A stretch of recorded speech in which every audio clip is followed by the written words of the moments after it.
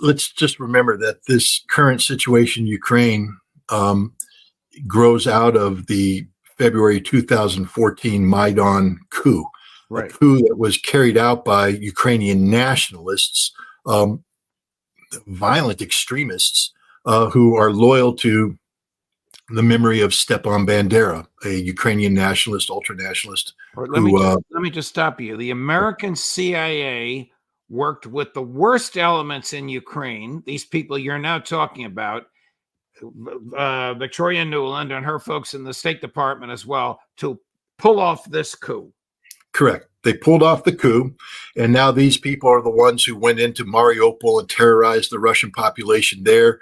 They turned themselves into a military unit. They called it the Azov, being the Sea of Azov, right off the coast of the city of Mariupol.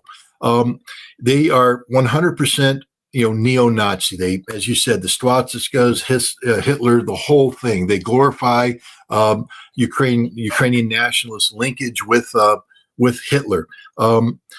And it got so bad that in 2015, when the United States started training the Ukrainian forces, the United States Congress passed an amendment to the Defense Authorization Act that said we can give money to Ukraine, but we can't allow any of that money to be used to train the Azov Battalion because, as the United States Congress said, they are neo-Nazi white supremacists and we can't support this.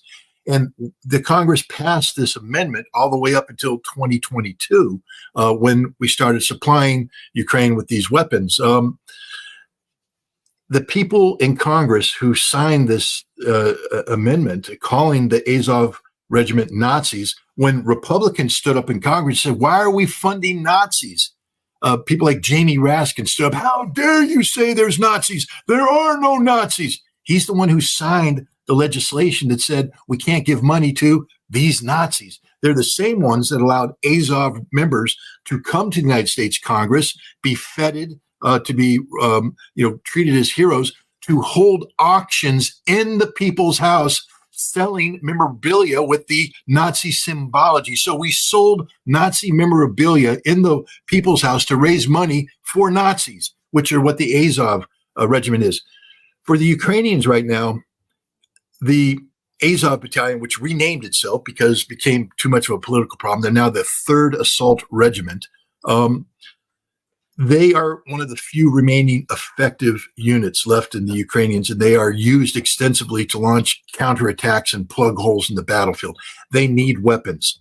And as long as the United States prohibits American weapons from being sent to Azov, this unit would not be effective. So what the Biden administration has done is said, no, we're going to give weapons to these people. And it's not just them. It's now the Kraken Regiment, which is a Nazi regiment. It's the 67th Armored Regiment, which is a Nazi regiment. There's other units of that nature, where basically the surviving mobile reserve capacity of the Ukrainian armed forces is 100% Nazi. And we need to ensure that Ukraine has weapons that can allow these units to fight. So, yes, ladies and gentlemen, you heard me right. A week after we celebrated the 80th anniversary of the D-Day invasion, where our American soldiers went over to the beach to fight and destroy the Nazi scourge that had occupied France and pushed them back into Germany, fighting alongside our Soviet allies to accomplish the same mission. Yes, this America today is now deliberately providing weapons to units we know are Nazi affiliated. The Soviets, let's see, the French president, for all of his faults, invited Vladimir Putin to the D-Day celebration, and the White House says if Vlad comes, Joe is not. And of course, we all know who was there. How much longer do you think this can go on before it either becomes World War III or Ukraine collapses? The good news is that Russia doesn't want World War III. That's the very good news. And you saw this in the final statement made by Vladimir Putin at the plenary session of the St. Petersburg International Economic Forum, where he didn't lead off by talking about headline-grabbing situation, nuclear war, conflict. He led off by talking about the Russian economy and the growth I don't know if people have been watching, but the World Bank, I think, just came out with new estimates about Russian economic growth, and basically they admit they got their numbers wrong. That Russia is literally going to have their economy grow at twice the rate that the IMF and the World Bank had thought. Unlike Europe's economy, which is shrinking. The Russian economy is doing well. He talked about BRICS. He talked about the transformation of the world away from American hegemony into a multilateral world. This is his focus. He's looking downrange. That's not the vision of a man who's looking for a nuclear conflict. And then, of course, he finished with his statements, and you played a major part of it that said, we don't think the conditions exist today. He's trying to de-emphasize nuclear weapons. So long as Russia is blessed with a leader of this caliber, I believe we can avoid nuclear conflict, but it's not a guaranteed outcome, because if we push him long enough, this is the same leader who stared into the camera and said, all orders have been issued, all documents have been signed, there will be no warning or phone calls. If you cross the final boundary, we will do what we have to do. And he said, yes, we have nuclear weapons. Yes, we have a nuclear doctrine. Yes, there are conditions under which nuclear weapons can be used. So the world would end. But I think Putin is thinking long-term strategically. He didn't spend 25 years rebuilding Russia just to throw it away in a nuclear war. So I'm glad he's the leader of Russia. He just won an election that has him staying in power for 6 years. Joe Biden's coming up for an election in November that he may not win. Europe just went through an election that showed that traditional power bases that were supportive of a conflict with Ukraine no longer have that support. Emmanuel Macron himself saw his support shrink to about 14%, I think is what he got.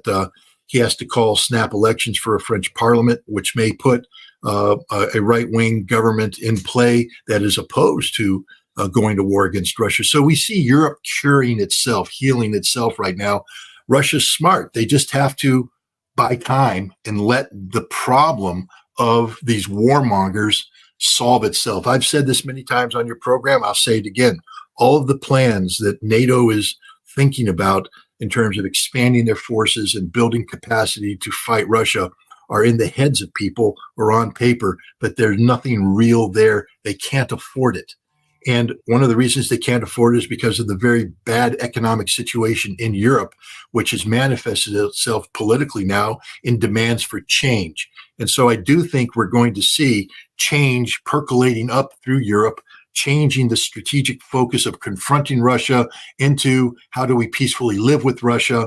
And when that happens, the United States is going to have to make adjustments as well. Last question. Is Putin sending offensive weaponry via ships and submarines to Cuba?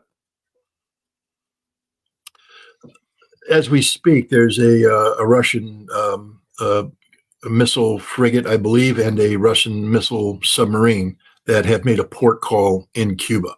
This port call has been many months in the planning, well before the current crisis has manifested itself. But the important thing is that the message is the same. Russia is sending ships that have long-range precision strike capability to include Zircon hypersonic missiles that can't be shot down, and that these are cruising off the coast of the United States. Bob Dylan wrote a song like a Rolling Stone, and one of the main lyrics there is, "How does it feel?" And I think that should be the theme song of the Russian naval tour. How does it feel, America? How does it feel to have ships cruising off your shore that can destroy your government that quick, and there's nothing you can do about it? Because that's what you do to us when you send your ships into the Black Sea and you cruise around the Black Sea. You threaten us the same way. That's how it feels when you send your ships into the Baltic Sea and threaten St. Petersburg. That's how it feels when you have your destroyers do a cruise across the northern straits, threatening our missile silos with your Tomahawk missiles. That's how it feels. It's not a good feeling, is it? And it isn't a good feeling. The Russians are basically putting a marker on the table that says the game's over. It's no longer a one-way street. One of the things that we do, again, America, wake up, people.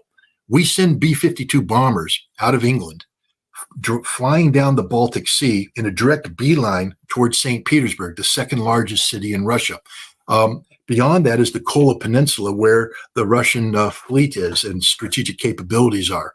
And we send the B-52 on a strike flight. It is a attack profile that if we're going to launch cruise missiles and fire them, this is the profile it would do. And it goes right up to the release point, and then it turns away. And we do this all the time. Wow. Russia, in addition to these two ships, Russia is deploying, I believe, a pair of Tupolev strategic bombers, jet-powered bombers. And I would bet that sometime during their tour of the Caribbean, they're going to fly a strike profile against Washington, D.C. How does it feel? Not very good, does it? America needs to wake up that it's not a one-way street anymore, that what we do will be done to us. And the Russians have the ability to do it to us with the same lethality or even more than what we can do to the Russians. I'm looking at Mr. How Does It Feel over your right shoulder at the Palace Theater. Scott, I'm going to let you go. Thank you very much, my dear friend. Best of luck tomorrow. I think it's tomorrow in D.C. With the great Ray McGovern. Where are you going to be? The press club? We'll be at the National Press Club, correct. I've been invited to join. I can't get there. I wish I could be there. I was going to show up and surprise you, but I can't. But you guys are in my head and in my heart. Knock 'em dead. We have one more quick announcement, if you might, Judge. September 28th. Oh, yeah. You and I are joining Gerald Celeste for the rock show of rock shows. We are going to stop nuclear war. We are promoting democracy, saving America, saving the world. We don't know all the details yet, but we're going to put 1 million people into Kingston on September 28th, right? Correct. Saturday, September 28th, noontime, Kingston, New York. A major, major argument for peace featuring Scott and me at Gerald Celeste's establishment, which is huge. Thank you, Scott. Thanks for everything. All the best, my friend. Thanks, Judge. Wow. Fabulous as always. Got to go. 5:15 this afternoon. Matt Ho, Judge Napolitano for Judging Freedom.